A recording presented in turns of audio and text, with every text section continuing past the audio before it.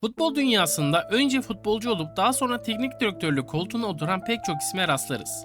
Sahadayken bizi büyüleyen o yıldızların kulübede liderlik yaparken de aynı sihri göstermelerini bekleriz. Ancak krampondan spor ayakkabıya geçtiğin, formayı çıkarıp kravatı taktığın an artık sadece kendinden değil koca bir ordudan sorumlu olursun. Sakatlanmamak için sadece kendine iyi baktığın o izole hayattan basınıyla, tesisiyle, egosuyla en az 20 farklı karakteri yönetmen gereken o ateşten gömleği giyersin. Bu yüzden futbolculuktan hocalığa geçiş yapanların çoğu her zaman teknik direktörlüğün daha zor olduğunu söylerler.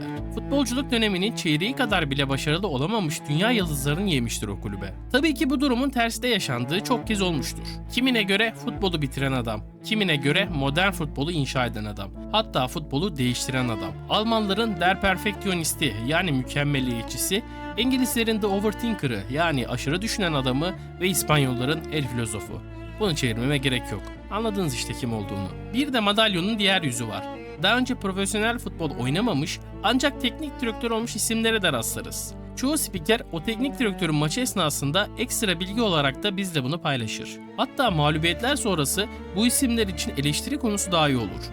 Daha önce top peşinde koşmadığı için futbolcularla empati kuramayacağı ve onları anlayamayacağını söylerler, ardından ise eleştiri yağmuruna tutulurlar. Bazı hocalar ise bu eleştirileri kendine bir motive kaynağı edinip ekstra hırslanırlar. Bu konuda eleştirilere göğüs germiş ve kazandığı kupalarla adeta küçük bir müzesi olan en büyük figür şüphesiz Jose Mourinho. Kendi tabiriyle The Special One. Yani özel biri. Özel biriyim, doğrudur. Jose Mourinho ülkemizde geçirdiği serüveninde Okan Buruk tarafından 3 maçta 2 kere yenilgiye uğramış ve hiç kazanamamıştı. Galatasaray için 2 galibiyetinde Kadıköy'de alınması ve son zaferin bir kupa çeyrek finalinde gelmesine rağmen psikolojik üstünlüğü ele geçirmesiyle birlikte bu rüzgarın lige sirayet etmemesi içten bile değildi. Her şampiyonlukta olduğu gibi bir kırılma anı seçilecekse lig maçı olmamasına rağmen bu maçın olduğu barizdi. Galatasaray yine şampiyon olmuştu ve Mourinho ise memleketine geri dönmüştü. 2025-2026 sezona başlarken Okan Buruk'un şüphesiz hedefi kendisine futbolcu ve hocasının Fatih Terim olduğu 4 sene üst üste şampiyon olma rekorunu egale etmekti. Hatta bir dakika, Okan Buruk bu sene de şampiyon olursa hem hocalık hem futbolculuk kariyerinde 4 sene üst üste şampiyon olacaktı. Sahi bunu yapmış kaç kişi vardı ki dünyada? 4 sene üst üste şampiyon olduk. Avrupa'nın kralı olduk. Gerçekleri tarih yazar. Tarihi de Galatasaray.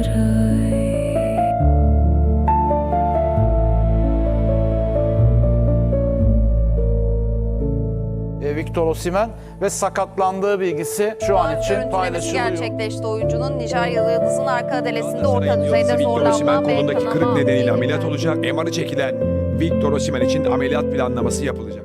2012 yazında Ünal Aysal dönemin transferlerinin büyük kısmının bittiğini belirterek transferin büyük kısmını bitirmiş olduk. Pastamız hazır durumda. Bundan sonra olursa bir çilek olur. Pastamız tamam ifadelerini kullandı. Buradaki pasta zaten şampiyon olmuş ve iskelete oturmuş takımı temsil ediyordu. Çilek ise takımın işleyişini veya lezzetini değiştirecek temel bir takviyeden ziyade o hazır pastanın üzerine eklenecek şık, prestijli ve gösterişli bir süstü. Taraftarın heyecanla beklediği o çilek 2012-2013 sezonunun ara transfer döneminde peş peşe patladı.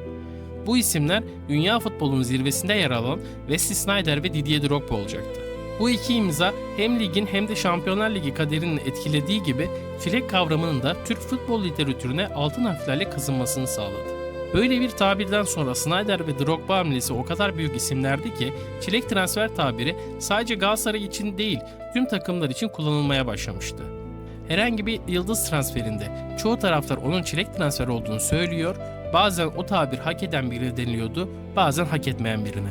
Ancak kesin bir şey vardı ki Osimhen bu tabire kesinlikle uyuyor. Geçen sene gerçekleşmesi güç bir durum gerçekleşti ve Napoli başkanı ile arası açılan aktif dünyanın en iyi santraforlarından birinin yolu Türkiye'ye açıldı. Osimhen öyle bir yıl geçirdi ki 41 maça çıktı, 37 gol 8 asist ile toplam 45 kere skora katkı sağladı. Galatasaray tekrar moral yakalamayı isteyen, tekrardan kendisini bulmasına o kadar yatkın bir takım ki gerek tribünde gerek yönetim olarak bunu yapmayı çok iyi başarıyor. Burak Yılmaz diyor ya, Florya'nın suyundan ben de içtim. O sudan Osimhen de artık yudum almıştı. Hal böyle olunca Galatasaray taraftar yarım kalmasını istemedi ve Dursun Özbek cüzdanın kesesini açtı ve pastaya en gösterişli çileği ekledi. Türk futbol tarihinin en büyük transfer bedeliyle Osimhen'le Galatasaray arasında yeni bir kontrat imzalandı. Bu transfer ile Türkiye'de bir takımın toplam kadro değeri 300 milyon euro barajını aştığı ilk an olarak tarihe geçti. Kayseri deplasmanı ve Rize maçlarında bulduğu birer golle sezona başladı. Ardından ayak bileği burkulması sakatlığı nedeniyle bir Şampiyonlar Ligi olmak üzere 3 adet maçta oynayamadı. Ligde Osimhen'in olmaması pek hissedilmiyor, Cimbom yine kazanmasını biliyordu. Ancak Şampiyonlar Ligi'nin ilk maçında Alman duvarına çarpıp 5 gollük mağlubiyetiyle hezimete uğradı. Kritik maçların çoğunda oynayabildi. Özellikle Şampiyonlar Ligi'nde oynayamadığı ilk Frankfurt deplasmanı sonrası Liverpool'a 1, Bodo'ya 2, Ajax maçında ise 3 tane golle hat-trick yaptı. Bu maç itibariyle Şampiyonlar Ligi'nde gol krallığı yarışı bu şekildeydi. Hani bu bölümün başlangıcını dünyanın en iyi santraforlarından birinin yolu Türkiye'ye açıldı diye yaptım ya. Onu abartmak için değil, gerçekten olduğu için söyledim. Bu liste ve dünya futboluna baktığında Osimhen gibi elit kaç tane santrafor vardı? Kane aktif dünyanın en iyisi. Arkasına Haaland.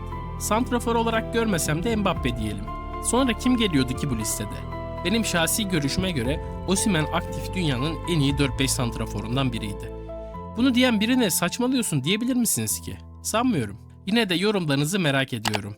Kendinizin aktif en iyi santrafor listelerini yorumlara yazmasını istiyorum. Daha sonra tekrar sakatlandı ve ev sahibi olması nedeniyle fikstürde 3 puan yazdığı Union Saint-Gilloise maçını kaçırdı. Ve Galatasaray bu yıl Şampiyonlar Ligi'nde ev sahibi olduğu maçlardaki ilk ve tek yenilgisini almış olacaktı. Sakatlığını yeni atlatmış olmasının etkisiyle Fenerbahçe maçında çok iyi bir performans sergileyemedi.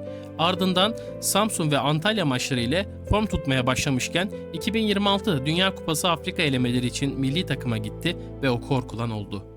Ruanda karşısında 35. dakikada sakatlık nedeniyle kenara geliyordu Victor. Sezon devam ederken Galatasaray Şampiyonlar Ligi'nde playoff oynayacaktı ve hafta içi Juventus maçı olması ve ağrılarının olması sebebiyle tedbir amaçlı Konya'ya götürülmedi. Osimhen'siz Galatasaray ise ligdeki ikinci mağlubiyetini Konya deplasmanında alacaktı. Lig için faturası ağır olsa da bu durumun karşılığını İtalyan devi Juventus'u evinde 5 atarak şenlik yerine çevirdi Ali Sami Yen'i. İkinci maç ağızda tat kaçırsa da Osimhen uzatmalarda golü buldu ve Juventus'a tekrardan arrivederci denildi. Tekrar Liverpool ile karşılaşırken ilk maçı evinde oynayacağı esnada Galatasaray taraftarı ve yönetimi bir oyuncuya sevgi aşılamayı ve oyuncunun kendisini büyütmeyi o kadar iyi biliyor ki geçen sene Galatasaray'ın şampiyonluğu kazandığı Kayseri maçında Osimhen'in attığı golün anonsunu kızına yaptırıp Osimhen ve kızı için unutulmaz bir an bırakan Galatasaray yönetimi bu sene ise Liverpool'la oynanacak son 16 maçında Osimhen'in kızının ve annesinin olduğu bir koreografi hazırlayarak Osimhen'in yine bam teline basan Galatasaray taraftarı. Galatasaray Osimhen'in asistini yaptığı Lemina'nın kafa vuruşuyla 1-0 kazanmasını bildi. Ancak Enfield'da öyle şeyler yaşandı ki hem ligin hem de Şampiyonlar Ligi'nin tüm kaderi değişmişti. Konate ile girdiği ikili mücadele sonrası Osimhen kolunda ciddi bir ağrı hissetti ve oyundan çıkmamak için adeta kendini yırtıyordu. O kadar hırslı ve sezonun en önemli maçı olduğunu o kadar farkında ki kırık kolla tam 2-3 kere kulübeye oyundan almaması yönünde el kol hareketleri yapıyordu. Fakat sürekli bir eliyle sakatlanan kolunu tutuyor, ne acıdan maça odaklanabiliyor ne sahada var olabiliyordu. En sonunda ilk yarı bitişinde oyundan alındı ve ikinci yarı Liverpool neden geçen senenin Premier Lig şampiyonu olduklarını ispatlar nitelikle bir oyunla Galatasaray'ı dörtledi. Hem Şampiyonlar Ligi serüveni bitmiş hem de Langen skandal bir şekilde parmağı sakatlanmış, ardından ise Osimhen'in kolu kırılmıştı. Galatasaray bir maçta 2 oyuncusundan ve Şampiyonlar Ligi'nden mahrum kalmıştı. Şampiyonlar Ligi'nin yarattığı yüksek tempoya ayak uydurmaya çalışan bir Türk takımı 12 adet Avrupa maçı oynamıştı ve ligde son virajlara girilirken Osimhen en az bir ay sahada olmayacaktı. Victor'un Galatasaray için önemini bahsetmeme gerek yok. Zaten bir Türk takımının gözünü kırpmadan bu kadar yüksek bonservis vereceği ve oyuncunun da Türkiye'de oynamayı kabul edeceği bir iklimin oluşması başlı başına çok zor iken böyle bir kontrat imzaladığın oyuncu ile ilgili en korktuğun şey performans değildir, sakatlıktır. Başta Şampiyonlar Ligi olmak üzere çoğu kritik maçta oynadığı için fark edilmemiş olabilir. Ancak 24-25 sezonunda kaçırdığı maç sayısı sadece 5 iken bu yıl kaçırdığı maç sayısı tam tamına 14. Osimhen bu sene ligde 34 maçın 22'sinde oynamış ve toplam 1713 dakika süre almış. Yani Victor Osimhen lig maçlarının %44'ünde neredeyse ligin yarısını oynamamış ve Osimhen'in oynamadığı maçlarda Galatasaray toplam 10 puan kaybetmişti. Özellikle lig maçları için şunu söyleyebiliriz ki o pasta artık çileksiz gözüküyordu.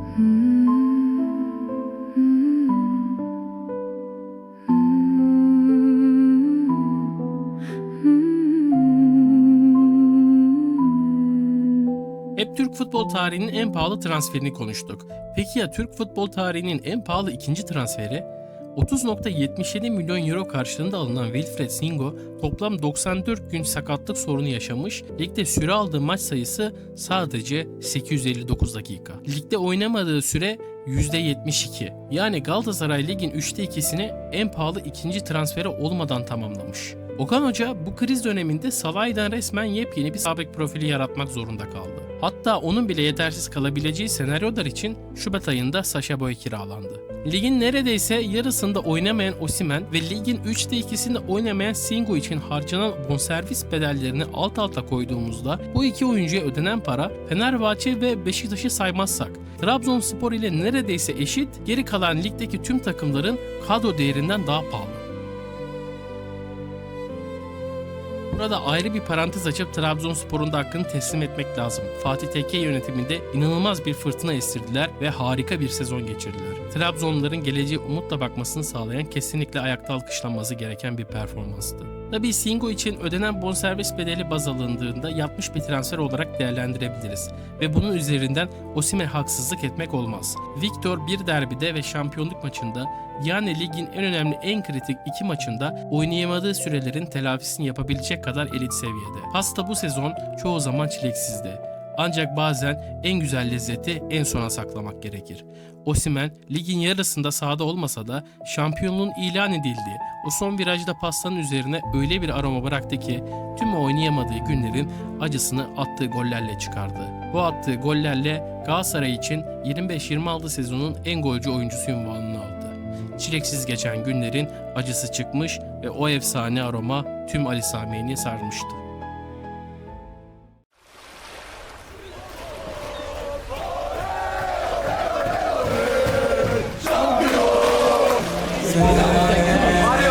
Beyler sessiz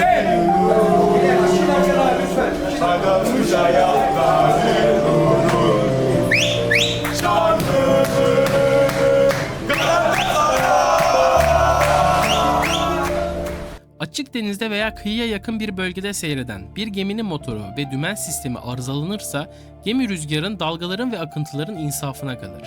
Şiddetli fırtınalarda gemiler bazen limanlara giremez ve açıkta beklemek zorunda kalır. Çapa, geminin ön kısmını rüzgara ve dalgalara doğru çevirerek geminin alabora olma riskini minimize eder. Gemiler dalgaları yandan almak yerine baştan yararak fırtınayı çok daha güvenli bir şekilde atlatır. Çapanın en hayati görevi acil durumlarda ortaya çıkar. Denizcilik anlamında sizin ne olacağı belli olmayan sulardan konumunuzu korumak için bir güvenlik sipopudur. Denizde işler ters gittiğinde, fırtına koptuğunda veya makine dairesinde yangın çıktığında kaptanın ilk başvurduğu reflekslerden biri gemiyi güvence altına almak için demir atmaktır. Gemi demirde tutunduğu sürece mürettebat arızayı gidermek veya yardım çağırmak için altın değerinde bir zaman kazanır. Bir gemi için çapa, olsa iyi olur denilen bir donanım değil, olmazsa geminin var olamayacağı mutlak bir can ve mal güvenliği unsurudur.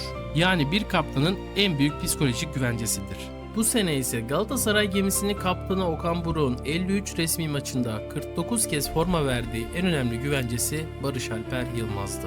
Özellikle takımlarımızda oynayan Türk futbolculara karşı hep ekstra bir sempatim vardır.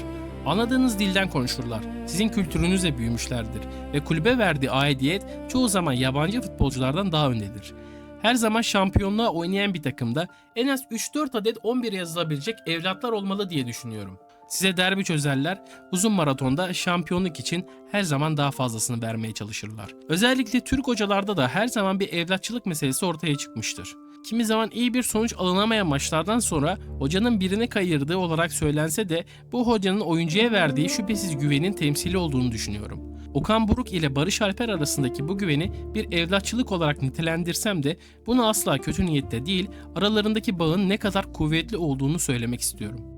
Sezon başı Suudi Veliaht Prensi Muhammed Bin Selman'ın yaklaşık 1,5 trilyon dolarlık yeni yatırım olan Neom SC'nin Avrupa'daki hedeflerinden biri de Barış Alper Yılmaz'dı. Galatasaray'da yaklaşık 2,5-3 milyon arası kazanan Barış Alper'e yaptıkları teklif bonuslarla beraber 12 milyon euroydu. Şu an hangi işi yaparsanız yapın, başka bir iş yerinden size şu an kazandığınızın 4-5 katı kadar daha fazla maaş önerdiklerini düşünün. Galatasaray'ın kasasına bonservis bedeli olarak bonuslarla beraber 35 milyon euro önermişlerdi. Galatasaray ise ilk önce oyuncu ve menajeriyle iletişime geçildi ve Barış'ı gözden çıkarmadıkları için teklifi direkt reddetti. Ardından ise 50 milyon bedel istedi. Barış Alper ise antrenmanlara çıkmayıp çok fazla konuşulan siyah ekran storiesini attı. Hem bu story ile hem de kendi menajerin yaptığı açıklamalar sonucunda Barış ile taraftarın bağı yavaş yavaş kopmaya başlıyordu. Barış'ın ayrılmak istemesi ve Neom'un ısrarı nedeniyle teklif 40 milyon euroya kadar artsa da Galatasaray ve Okan Buruk Barış'ı o kadar çok tutmak istedi ki masaya inanılmaz şartlarla geldi. Barış'ın Galatasaray'a geldiği Keçiören Gücü'ne sonraki satıştan %20'lik payını da yaklaşık 10 milyon euro Neom ödeyecek, 50 milyon direkt Galatasaray'ın kasasına gelecek, Galatasaray'a da sonraki satıştan %20 pay hakkı verilecek ve 4 yıl boyunca ligimizde başka bir takıma transfer olamayacaktı. Keçiören Gücü Başkanı Sedat Tayiroğlu, Barış Alper Yılmaz'ın satılmasını canı gönülden istiyoruz diye bir açıklama yapsa da hem Galatasaray'ın Şampiyonlar Ligi hedefi hem de Okan Buruk'un Barış'ı bırakmak istememesi üzerine satış gerçekleşmedi. Barış Alper ise daha sonra tüm Şampiyonlar Ligi maçları olmak üzere toplam 49 resmi maçta görev yaparak en çok sahaya çıkan Galatasaray oyuncusu oldu. Osimhen ve Icardi'nin arkasında en çok gol atan oyuncu oluyorken 11 asist ile takımın en fazla asist yapan oyuncusu, Süper Lig'de de en fazla asist yapan ikinci isim konumunda. Çıktığı maç sayısı, oynadığı dakika, skora yaptığı katkıları. Kimine göre şampiyon takımın MVP'si oydu. Kimine göre de başkaları. Sırada ise Galatasaray'ın 4 sene üst üste şampiyonluğunda da bulunan ve Galatasaray'da bu sezon tüm kulvarlarda toplam 3729 dakika ve 45 maç ile en fazla süre alan oyuncu. Yerli Saray'ın bir başka üyesi, Kaptan Abdülkerim. Kimine göre yerine başkası alınmalı, kimine göre Galatasaray için yeterli değil ve bazı Avrupa maçlarında defosu ortaya çıktığı düşünülen ancak 4 sene üst üste şampiyonlukta Okan Buruk'un kaptanlık dümenini en çok devrettiği ve en çok güvendiği bir diğer isim. Galatasaray'ın bir diğer çapası. Süper Lig'de maç başına 64 pas denemesi yapıp bunları %89 gibi bir isabet oranı ile yapıyor. Pas hacmi ve isabeti açısından ligdeki tüm oyuncuların %98'ini geride bırakmış durumda. Ama bardakçının en farklı özelliği bir stoper olmasına rağmen sadece topu dolaştırmıyor. Direkt tehlike yaratıyor. 90 dakika başına 0.14 beklenen asist oranına sahip ve bu metrikte ligdeki mevki fark etmeksizin oyuncuların %61'inin üzerinde. Maç başına 0.57 kilit pas atması savunmadan atılan uzun veya delici pasların ne kadar etkili olduğunu kanıtlıyor. Ve son olarak Galatasaray'daki ilk 4 sezonunda 4 şampiyonluk yaşayan ikinci Türk futbolcu oldu. Barış Alper'den sonra 3684 dakika 45 maç ile Galatasaray'da en fazla süre alan 3. isim. Bardakçının ekürisi. Galatasaray'ın bir diğer çapası. Patron Davinson Sanchez. Özellikle derbilerde erken müdahaleleriyle puan kayıplarında iyi bir rol oynamadı ve özellikle önceki senelere göre bu seneki performansı eleştirilere maruz kalmıştı. Açıkçası buna ben de katılıyorum. Galatasaray aslında çoğu oyuncusuna da deneyeceği gibi standartları öyle bir yükselttiler ki en ufak hataları artık gözümüze batıyor. İstatistiklerine göz attığımızda Abdülkerim'de olduğu gibi pas oranında 90 dakika başına 67 pas yapıyor. Bu istatistikle Süper Lig'deki oyuncuların %99'undan daha iyi konumda. Ayrıca 4.5'luk top uzaklaştırmasıyla Galatasaray'ın kendi ceza sahası içindeki en büyük temizlikçisi durumunda. %89 gibi elit isabet oranı ve soğukkanlılıkla birleştirmesiyle Galatasaray'ın bu seneki şampiyonluğunda da önemli bir rol oynadı. 2 sene önce Kerem gittikten sonra yerini doldurmak için gelen ve 7 numarayı alan Macaristanlı ise hücum yollarında pek bekleneni veremese de Okan Buruk'un bu seneki yeni jokeri oldu. Sol kanatta 5, sağ kanatta 2, 10 numarada 1, orta sahanın sağında 1 ve sağ bekte 38 olmak üzere toplam 47 maç ve 3587 dakika ile Galatasaray'da bu sezon en fazla süre alan 4. oyuncu oldu. Şalay ile ilgili ağım şağım bir istatistik yok. Ancak öyle bir görev adamı ki Okan Buruk'un sağ bek için denediği Arda Ünyay, Metehan Baltacı, Kaan Ayhan, Singo ve Ocak'ta kiralanan Saşa ile toplam 6 denemesi üzerine en verim aldığı isim Roland Şalay oldu. Özellikle Singo'nun sakatlıkları sonrası sağ beke çekilen Şalai o kadar iyi performans sergiledi ki Singo iyileştikten sonra bile formayı vermedi. Ocak'ta yediği olmadığı için Saşa boy alındı ve her ne kadar Saşa da süre alsa da Şalai en fazla süre bulan Okan Hoca'nın sağ bekteki yeni çapası oldu.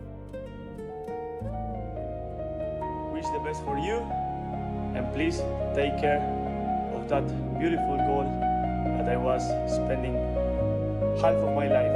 So take care again and see you soon.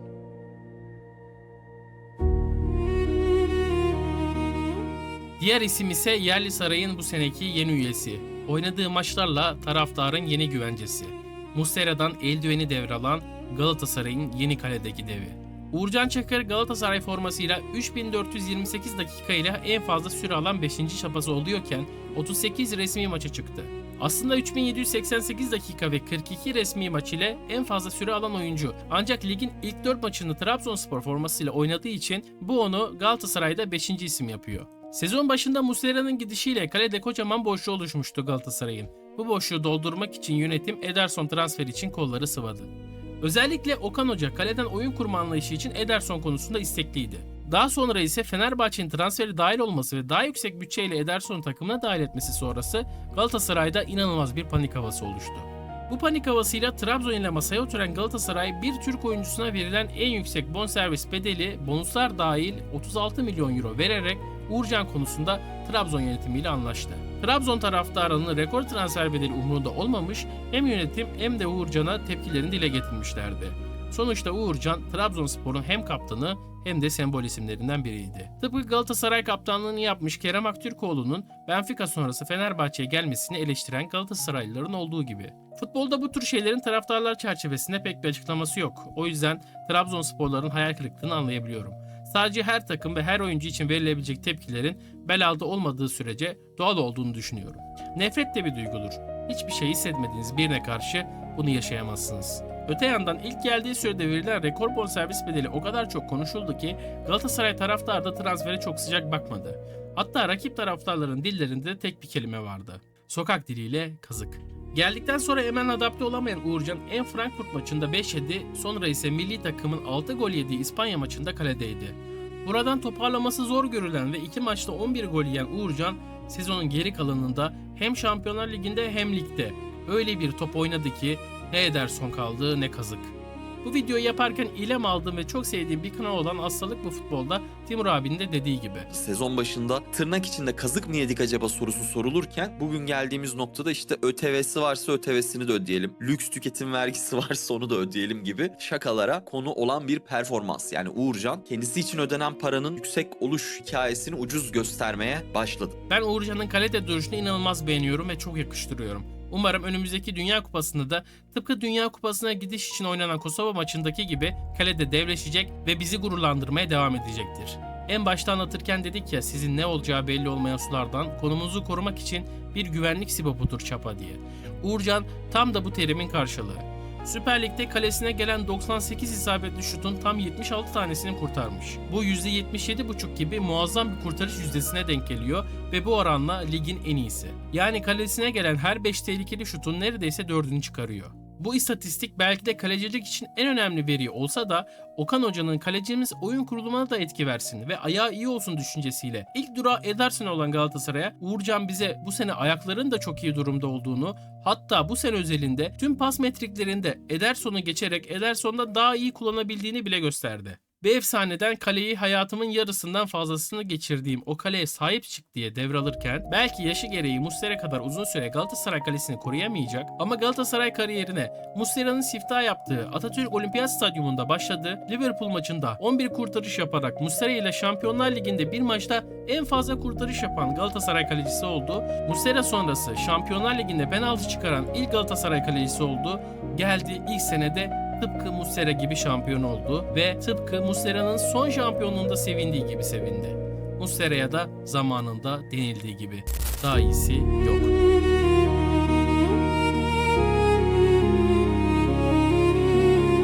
Gelelim Abdülkerim'le birlikte 4 sene üst üste şampiyon olmuş takımın omurgasına. Torreira 46 maça çıkmış ve 3408 dakika ile Galatasaray formasıyla en çok süre alan 6. oyuncu. Atom Karınca ligdeki tüm orta sahalar ve stoperler dahil oyuncuların %96'sından daha fazla pas trafiğine girip aynı zamanda ligin en iyi savunma yapan %10'luk diliminde yer alabilen tek oyuncu.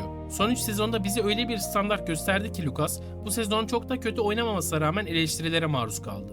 Tabii burada artan maçlar ve özellikle Şampiyonlar Ligi'nin temposu Lucas'ı etkiledi. Ertem Şener bu düşen performansın sebebini sorduğunda Sinan Engin Torreira'nın düşüşündeki sebep ne? Yoruldu abi adam, yeter, bakkala bile Torreira gidiyor Ertem ya. diye çıkıştı. Şampiyon olduktan sonra nasıl hissediyorsun Lucas diye sorulduğunda ilk kelimesi yorgunum oldu. Lucas, how do you feel? Tired.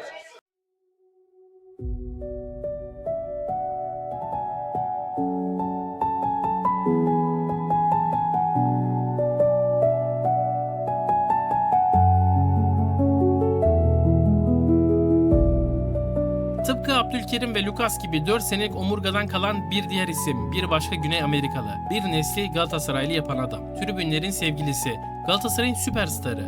Emmanuel Mauro Icardi. Icardi ve Torreira Hacı'dan sonra Galatasaray'da 4 sene üst üste şampiyon olan ilk yabancılar oldu.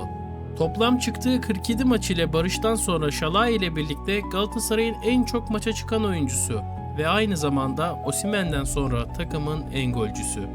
Arda gitsin, koşamıyor, oynayamıyor, ölmüş bitmiş Icardi, Galatasaray'ın bu sene en çok maça çıkan ikinci oyuncusu. Ve 4 sene üst üste şampiyon olunan sezonda Osimhen'den sonra en çok golü o attı. Şöyle bir gerçek var ki Icardi 50 yaşına da gelse ceza sahası içerisinde onu topla buluşturduğunuzda onu bir şekilde gol yapabilecek bir adam. Sakatlıklarında aldığı kilolar, geri dönmeye çalışırken yaşadığı ailevi sorunları. Bazen topçuların da bir insan olduğunu unutuyoruz. Ancak hepimiz bir anne babanın evladıyız.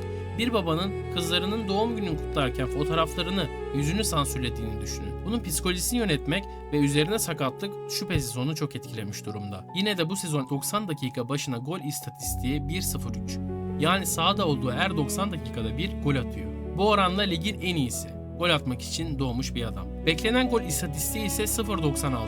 Bu şu demek, Icardi top önüne düştüğü için gol atmıyor. Golcü ön sezisi o kadar yüksek ki kendisini sürekli gol ihtimali en yüksek olan noktalarda konumlandırıyor ve her 4 şutta bir fileleri sarsıyor. Tam bir ceza sahası tilkisi. Şampiyonluğu ilan ettiği Antalyaspor maçında Kaan Ayhan'a yaptığı asistle yine 4 senede olduğu gibi skora da katkı yaparak bu sezonun son dokunuşunu yaptı. Galatasaray'da oynadığı dönemde attığı 77 golle en golcü yabancı ünvanını Hacı'den almış durumda. Tıpkı Hacı'ya yazdığı mektupta olduğu gibi giderken o da miras bırakacak. Sadece attığı golle değil, kimlik, karakter ve gurur bırakacak. Bu formaya aşık olan çocukların sevgisi Metin Oktay ile başladı. Hacı ile büyüdü ve Icardi ile devam edip yeni nesillere aktarıldı. Bu mirası devam ettirdiğin ve bu tutkuyu sürdürdüğün ve idol olduğun için teşekkürler Mauro. İdol olmak önemli goller atmak değildir. İdol olmak insanların hafızasında kalmaktır. Gitse de kalsa da artık fark etmiyor. Bu konuda tıpkı Metin Oktay gibi, tıpkı George Hacı gibi sonsuza dek yaşayacaksın.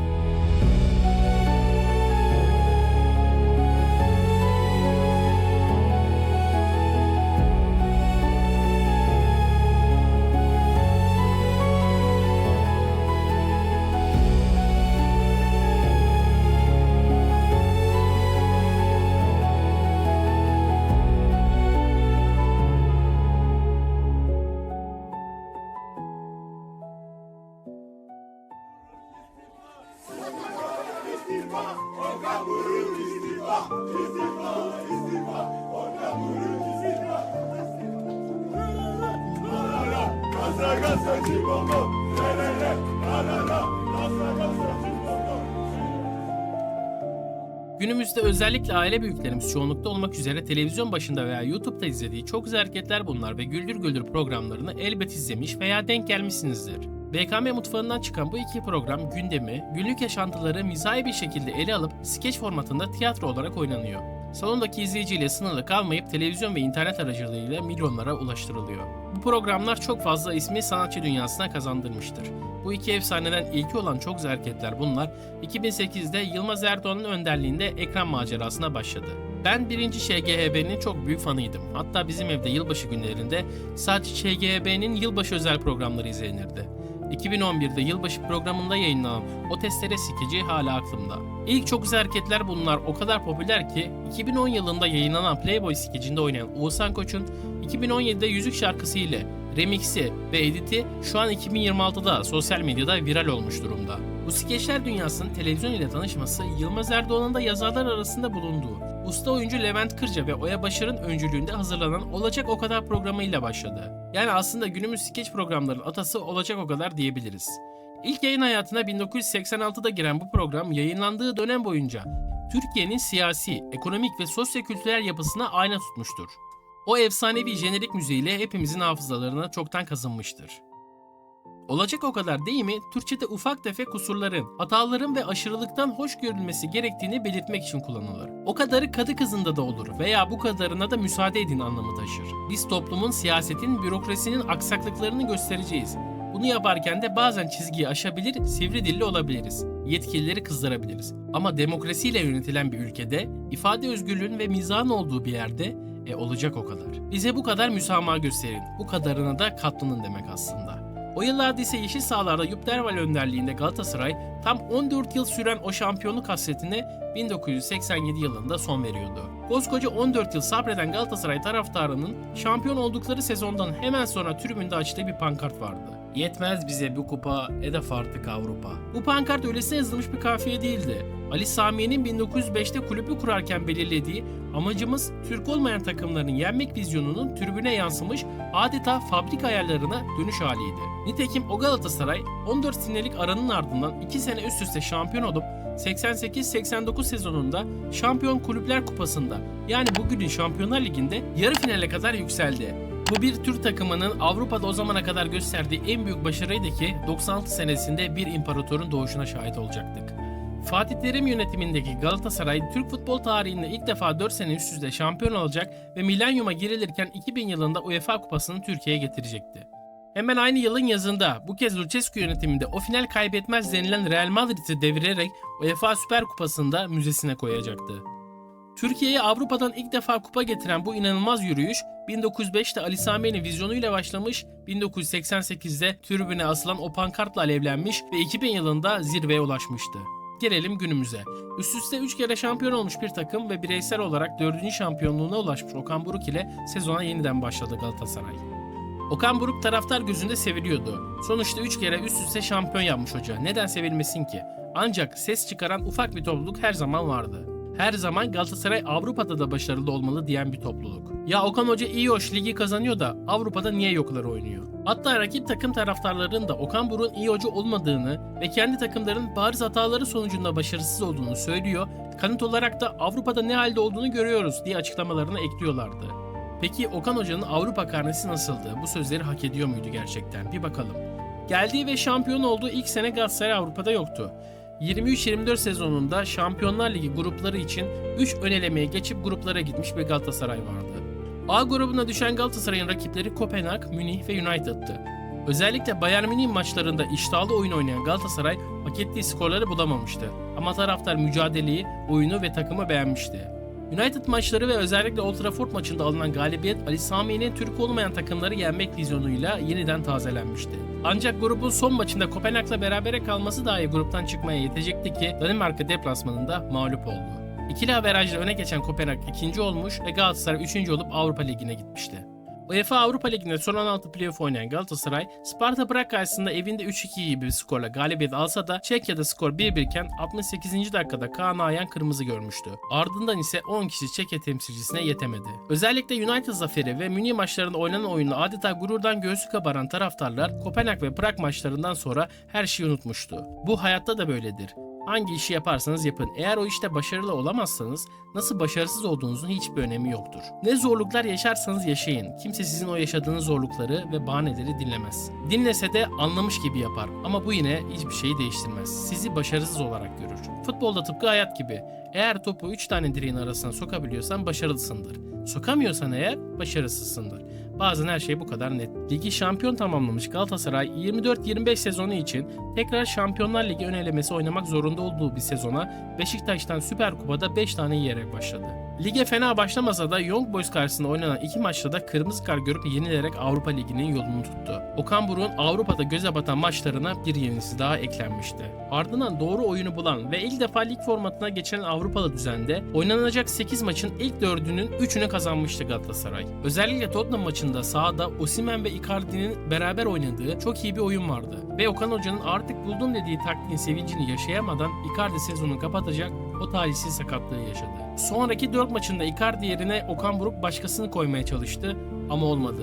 3 beraberlik 1 mağlubiyet ile eleme turu playoff oynamak için Hollanda yolunu tuttu. Yine Kaan Ayhan'ın kırmızı kart görmesiyle 4 yenilen bir maçta rövanşın 2-2 bitmesi ve Avrupa'dan Galatasaray'ın elenmesi Okan Buruk için 4. göze batan Avrupa maçı olarak kayıtlara geçti. Bu seneye başlamadan oluşan Avrupa karnesi Okan Buruk'un Avrupa Ligi'nde toplam 12 maç, 4 galibiyet, 5 beraberlik, 3 mağlubiyet. Maç başı puan ortalaması 1.41. Şampiyonlar Ligi'nde ise 14 maç, 6 galibiyet, 3 beraberlik, 5 mağlubiyet.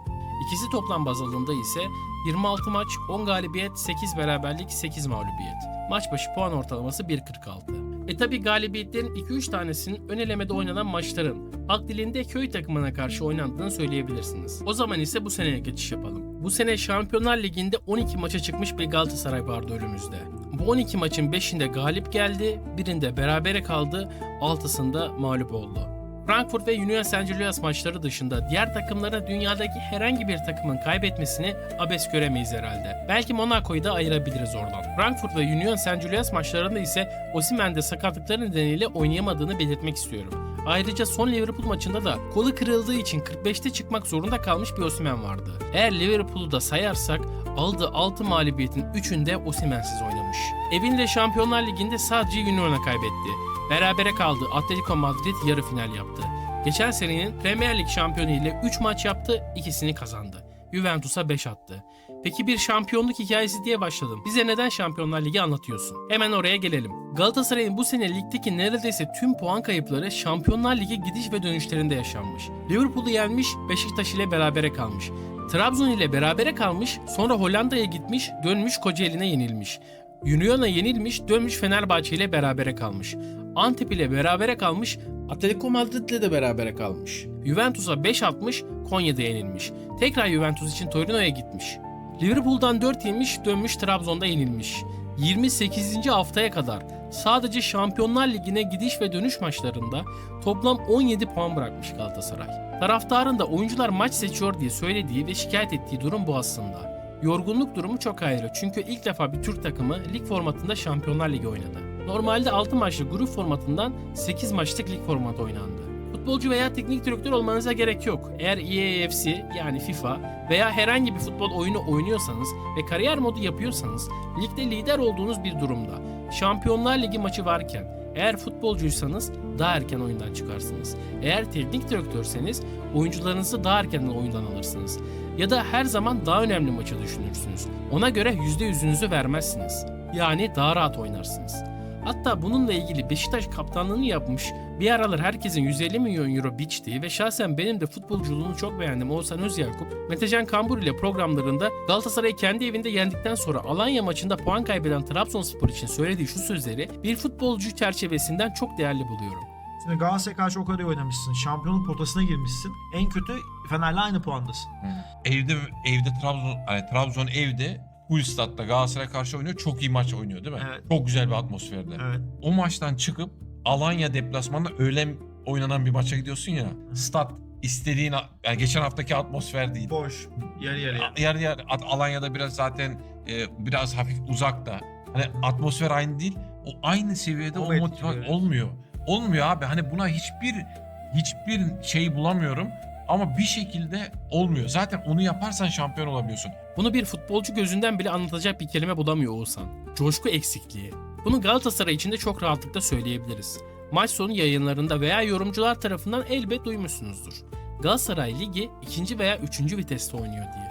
Tamamen olay bu aslında. Özellikle 3 sene üst üste şampiyon olmuş bir takımı bu maçlar öncesi ve sonrası yorgunluk da eklenmişken ne kadar motive edebilirsiniz? Peki oyuncuları motive etme durumu veya rehaveti yönetme durumu kimle alakalı? Yine hocanın yapması bir durum değil mi? Okan Buruk'un takımdaki rehaveti yönetme konusunda sorun olduğunu ben de düşünüyorum. Ki bu sene bence bunu biraz basın toplantılarında değiştirmek istediğini ve takıma mesaj vermeye çalıştığını düşünüyorum. Özellikle Şampiyonlar Ligi bittikten sonra alınan Trabzon mağlubiyeti sonrası puan durumu 67-63-63'tü. Ve tek rakip Fenerbahçe değil, rakiplerin 3'te 1 bütçesi olmasına rağmen Trabzon'da Fatih Tekke ile birlikte tırnak içerisinde haddinden büyük işler yapıyordu. Sadece 4 puanlık fark ve 6 maç kalmıştı. Üstelik Fenerbahçe derbisi de vardı. Sonraki hafta Göztepe'de çok iyi oynaması da kazanmasını bildi Cimbom. Okan Buruk özelinde mağlubiyet veya puan kaybı sonrası şikayetlerini duymuştuk. Ancak daha çok direkt rakip takım yerine genelde hakemi veya federasyonu eleştirmiştir. Bu sefer ise Göztepe maçı sonrası sonraki maçı işaret ederek basın toplantısında alevler püsküren bir Okan Buruk vardı. Haftaya oynanacak Kocaeli maçı için önceki maçta başkanın yaptığı açıklamaları kimsenin unutmaması ve kinini diri tutmak için hem taraftar hem oyunculara mesaj veriyordu. Ben bu açıklamayı dinlediğimde aklıma direkt Sergen Yalçın'ın Hatay maçı için yaptığı açıklama ve 7-0'lı galibiyet geldi. Muhtemelen çoğunuzun da aklına bu gelmiştir. Ve Galatasaray'ın kendi evinde Kocaeli'ni parçalayacağını düşünmüşsünüzdür. Galatasaray Kocaeli maçında öyle bir top oynadı ki Okan Buruk'un söyledikleri sanki Kocaeli'yi daha çok havaya sokmuş ve kendi oyuncuların pek umurunda olmamış gibiydi. Sahada birinci viteste bir takım ve umursamaz topçular vardı. 29. haftada ilk defa Şampiyonlar Ligi maçına gidiş dönüş olmadan puan kaybetmişti Galatasaray. Alanya deplasmanında Trabzon'da 2 puan bırakıyor ve puan farkı aynı kalıyorken öte yandan Fenerbahçe Kayseri'yi 4'lük yapıyor ve puan farkını 2'ye düşürüyordu. Şu kesin bir gerçek ki bu sezonun 4 senelik Okan Buruk yönetiminde rakiplerine şampiyonluk için en çok fırsat verilen sezon olduğunu kabul etmek gerekiyor. Diğer hafta Rize ile Cuma günü oynayan Sarı Lacivertler 2026 sezonun için ilk defa maç fazlasıyla lider olabilmek için sahaya çıkıyordu. Kendi evinde 10 kişi kalan rakibine karşı Fenerbahçe 86. dakikada 2-1 öne geçerken 90+8'de bir uzun topla yediği gol ile liderlik koltuğunu eliyle itiyordu.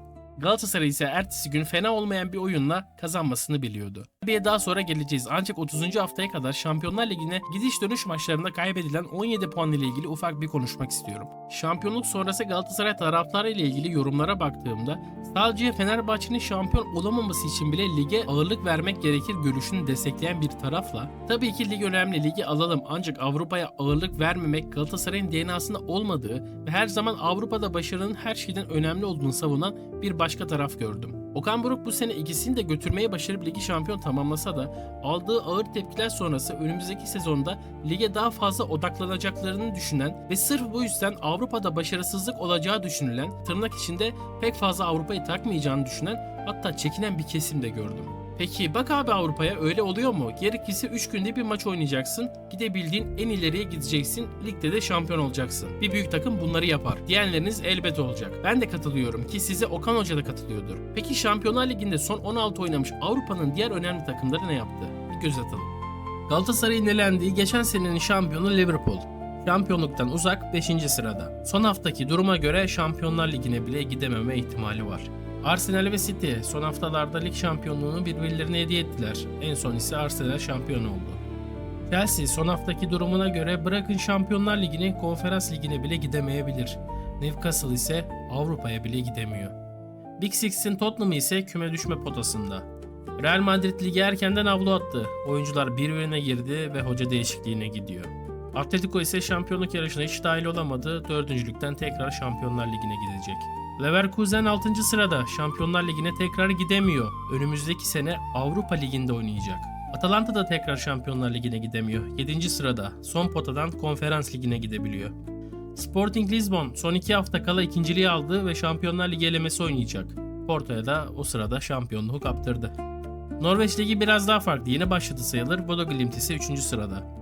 Şampiyonlar Ligi'nde son 16 oynayıp hem ligi hem de Şampiyonlar Ligi'ni iyi götürüp şampiyon olmuş 5 takım var. Bayern ve Paris, zaten onların da nasıl futbol oynadıklarını görüyorsunuz. Dünyanın en iyi 2 takımı bence şu an. Bunlar dışında hem Şampiyonlar Ligi'ni hem de ligi götürmüş Barcelona var. Bir de son haftayla Arsenal. Onlar da hem şampiyon oldular hem de Şampiyonlar Ligi finali oynayacaklar. Ve tabii ki Galatasaray. Hoca'nın en çok eleştirildiği sezon bu sene oldu. Ancak bu sene Galatasaray hem Avrupa'da hem de ligde varlığını böyle gösterdi.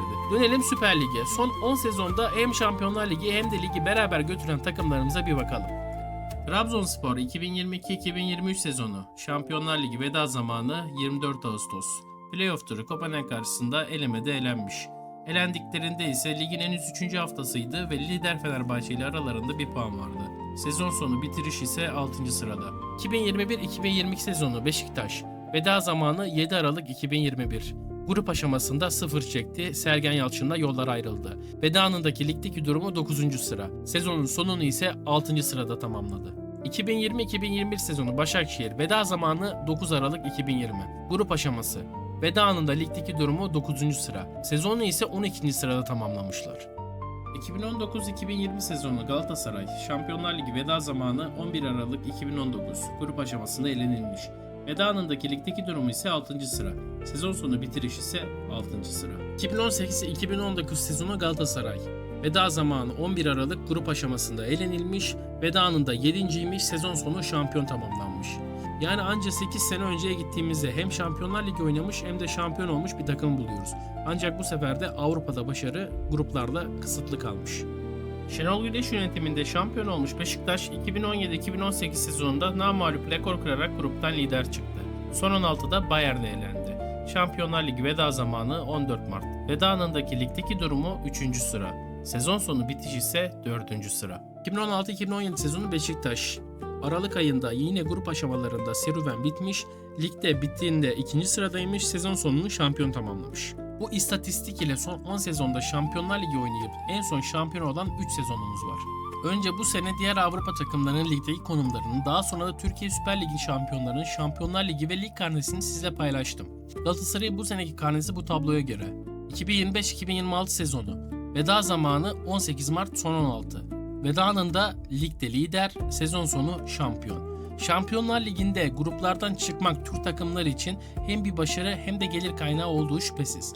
Peki Türk futbol tarihinde Şampiyonlar Ligi'nde gruplardan çıkmış, lig ve Avrupa'ya beraber götürürken ligde zirvede oturup sezon sonunda da şampiyonluk kupasını kaldıran kaç takım var veya kaç sezon var?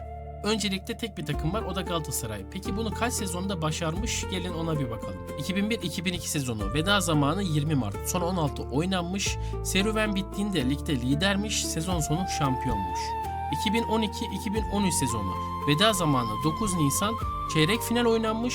Serüven bittiğinde ligde lidermiş. Sezon sonu şampiyon. Ve son olarak bu seneyi zaten biliyorsunuz. Bakın, Türk futbol tarihi olarak ekstra belirtmek istiyorum. Bunu başka başaran bir takım olmadığı gibi Okan Buruk da bu tabloyu devam ettirdi. Fenerbahçe 2008'de, Beşiktaş ise 87'de yaklaştı ama şampiyonluğu kaybettiler. Lig artı Avrupa denklemi her takım için çok zor. Türk futbolu tarihinde ikisini de başarılı götürmek ve sonunda kupaya ulaşmak bizim coğrafyamızda ise çok daha nadir bir durum. Okan Buruk şampiyonluğunu ilan ettiği Antalya maçı sonrası ilk açıklamasını taraftarımız 4 senede ara ara üstsek de %90 sevindirmişizdir diye başladı ve özellikle Avrupa'da iyi ilerlediğini 2 kere vurguladı. Okan Buruk ligde kaybettiği o 17 puanın Şampiyonlar Ligi yüzünden kaybedildiğini çok iyi bildiği için Şampiyonlar Ligi'nde son 16 oynarken ligde lider götürmek ve şampiyon olmanın ne kadar zor olduğunu bildiği için bu açıklamalarda üstüne basa basa söylüyor. Bu sene aldığı çoğu tepkinin sebebi bu olduğu için üstüne basıyor. Hoca ligde iyi de Avrupa'da hiç boy göstermiyor denildiği için vurguluyor. Ama ülkemizde futbol iklimi maalesef bu şekilde. Ligde iyi de Avrupa'da kötü diyorsun. Avrupa'da iyi oluyor, ligde puan kaybettiği için kötü diyorsun. Eleştiri kültürü Galatasaray'da her takımdan daha fazla vardır. Ki olacaktır. Fatih Terim'in de dediği gibi Galatasaray'da beklentiler hiçbir zaman bitmez. Bir kupa alırsınız, ikincisi istenir. Şampiyon olursunuz, Avrupa istenir. Eleştiri bu büyük beklentilerin doğal sonucudur. Eleştirilerden bahsetmiyorum, tabii ki olacak. Ancak her puan kaybı sonrası maç sonu stada dönü röportaj veren kişilerin sürekli hocaya sallamasına, Okan Buruk istifa hashtaglerinin her maç sonrası trend topik olmasına, maç sonu canlı yayınlarında Okan Hoca bırakmalı diyenlere ve onların yorumlarında Okan Buruk istifa yazıları, yorumları, tweetleri, bunların hepsinin denilebilecek tek şey var. Arkadaşlar kusura bakmayın ama olacak o kadar. Olacak, olacak, olacak, o kadar olacak, olacak, olacak, o kadar.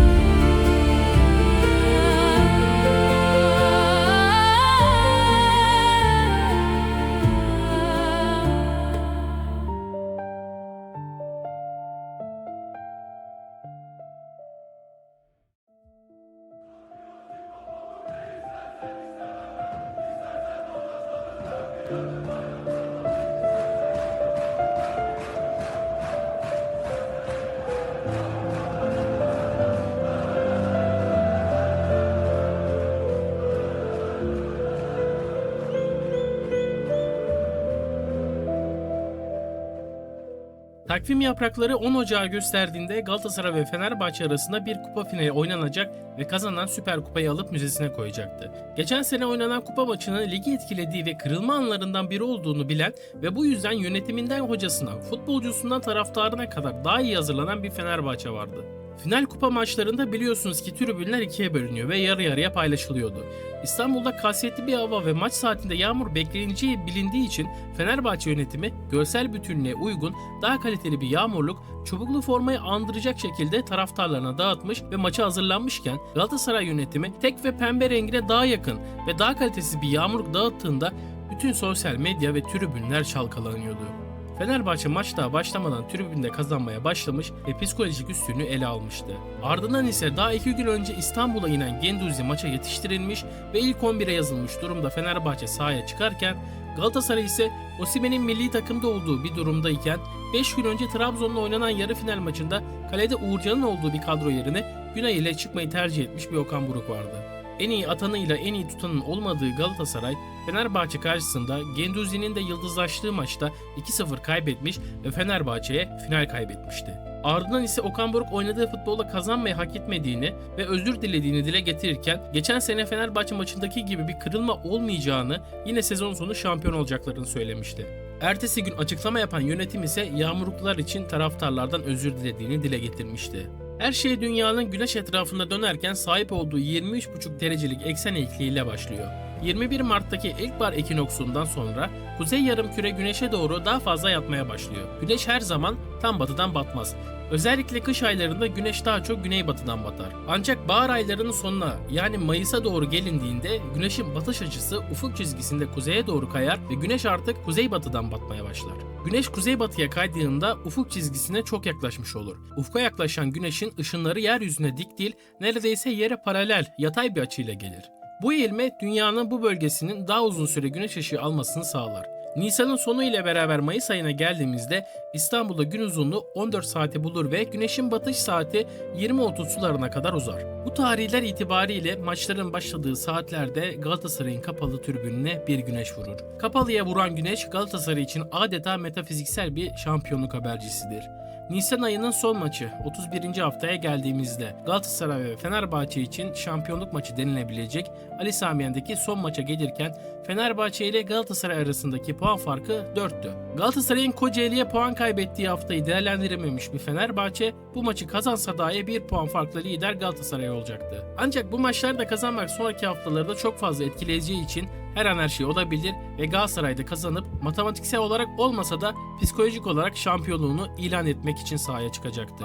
Fenerbahçe fena başlamadı. İlk 15 dakikada Talisca ile penaltı vuruşunda yararlanamayınca hem Galatasaray taraftarı hem de futbolcular ekstra motive olmuş ve o andan itibaren tüm üstünlüğü ele almıştı. 40. dakikada gelen Osimhen'in golüyle rüzgarı iyice arkasına alan Galatasaray, 66. dakika Ederson'un anlamsız tavırlarıyla 10 kişi kalmış Fenerbahçe karşısında Barış'ın penaltısıyla beraber 2-0 öne geçmişti. Çapa bölümünde 3000 dakika üzeri süre almış oyunculardan bahsetmediğim tek ismi bu bölüme ve bu maçı özel saklamak istedim. Leroy Sané sezon boyunca 3371 dakika süre aldı ve 43 maç ile bu sene Galatasaray'da en fazla süre bulan 7. oyuncu oldu. Bazı maçlardaki inanılmaz performansı ile göz doldururken bazı maçlarda deyim yerinde ise saç baş yoldurdu. Tabi bu isim Leroy Sané olunca insan ister istemez çok büyük beklentilere giriyor. Ben onu tanımlarken dengesiz olarak tanımlıyorum. Ancak bu şampiyonluk maçında öyle bir top oynadı ki skor tablosuna bakarsanız bir skor katkısını göremeyebilirsiniz. Ama büyük takımların elit kanat oyuncusu nasıl oluyormuş sahadaki herkese gösterdi. 5 adet kilit pas ve 5 dribbling ile topu ayağından kimse alamadı. SofaScore gibi maç sonu puanları verilen uygulamada gol ve asist katkısı yapmamasına rağmen maçın oyuncusu seçildi. Şahsen benim de maçın oyuncusu oyum Sané'ye gidiyor. Lig boyunca başarılı dribbling istatistiğinde 90 dakika başına 2.59 ile ligimizin en çok çalım atabilen ve top sürebilen oyuncusu. Ara ara gel gitti oyunuyla saç baş olursa da oynadığı zaman onu izlemek gerçekten çok özel. Ardından Torreira ise Nihat Kahveci'yi hatırlatan bir gol ile hem maçın hem de şampiyonluğun noktasını koyuyordu. Tribünde ve sahada maç sonrası artık şampiyonluğun ruhen kazanıldığı maçta kutlamaların bir fragmanı yaşandı. Okan Buruk ise maç sonu basın toplantısında matematiksel olarak şampiyonluğun kazanılmadığını ve sahadaki kutlamalardan rahatsız olduğunu söyleyerek tıpkı Kocaeli maçı öncesi yaptığı açıklama gibi bir demeç veriyordu. Benim tahminime göre takımın sonraki maçlardaki motivesini kaybetmemesini, galibiyetin kutlanmasını ama şampiyonluğun tamamen bitmediğini, kısacası rehavetin oyunculara tekrardan sirayet etmemesini işaret ediyor ve oyuncularına mesaj veriyordu. Sonraki hafta ise arabaların şampiyonluk turu için süsleyen Galatasaraylılar Samsun'daki maçın galibiyet olacağından emin gibiydi. Ancak tıpkı Kocaeli maçı gibi oynanan çok kötü bir futbol, oyuncuların deyim yerinde ise labali tavırları ve çok iyi bir Samsunspor karşısında 4-1'lik ezimete uğruyor ve şampiyonluğu bir hafta daha erteliyordu. Antalya maçında da şampiyonluk için hazırlanan Galatasaray taraftarı ve futbolcuları geçen haftadan feyz almamış ve eline geçen fırsatları değerlendiremeyip küme düşme potasındaki Antalya'nın da iyi performansıyla çok zor bir maç oynadı. Dakika 88'e gösterdiğinde skor tablosu 2-2 idi. Osimhen'in golüyle öne geçen Galatasaray, Icardi'nin de son bir gayretiyle skoru 4-2 tayin etti. Ardından ise 26. şampiyonluğuna ulaştı. Hani 3. bölümde doyumsuz saraylılardan bahsetmiştim ya, o pankartın üzerinden 38 yıl geçmiş, Galatasaray 26 yıl sonra 4 sene üst üste yine şampiyon olmuş ve maç biter bitmez yayıncı kuruluş kameraları tribünleri çevirdiği ilk sahnede aynı doyumsuzluktaki Galatasaray taraftarı hemen başka bir pankart açmıştı. Hedef 27. Ardından Okan Buruk'a hisleri sorulduğunda 5. cümlesinde hedefin 5 kere üst üste şampiyonluk olduğunu ve yeni bir hedef koyduğunu, yani Türk futbolunda daha önce yapılmamış bir şey yapmak istediğini söyledi. Galatasaray yönetimiyle, taraftarıyla ve hocasıyla önümüzdeki sezonun hedefini şampiyonluk kazanıldıktan birkaç dakika sonra söyleyiversin, Mayıs ayı takviminde 9 Mayıs'ta dolduran Galatasaray için biz yaz tahtaya bir daha diyelim.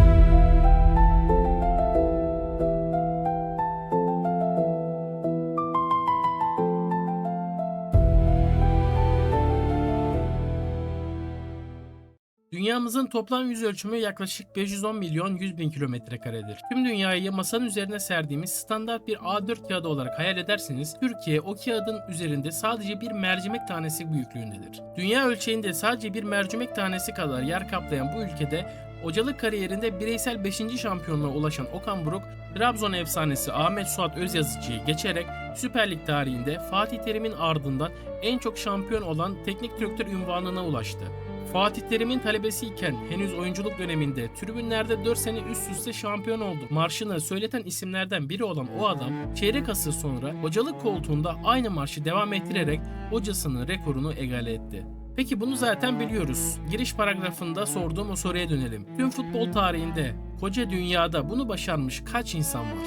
İspanyolların filozofu Pep Guardiola Barcelona formasıyla 90 ile 94 arası üst üste 4 kez, Manchester City ile de Premier Lig'de üst üste 4 kez şampiyon olarak bu listeye girdi. Rusların efsanesi Sergei Semak, Rubin Kazan ve Zenit formalarıyla futbolculuyken yakaladığı 4 yıllık seriyi Zenit'in başında hoca olarak 6 yıla çıkararak listedeki yerini aldı. Okan Buruk ise bu efsanelerin yanında 3. isim oldu.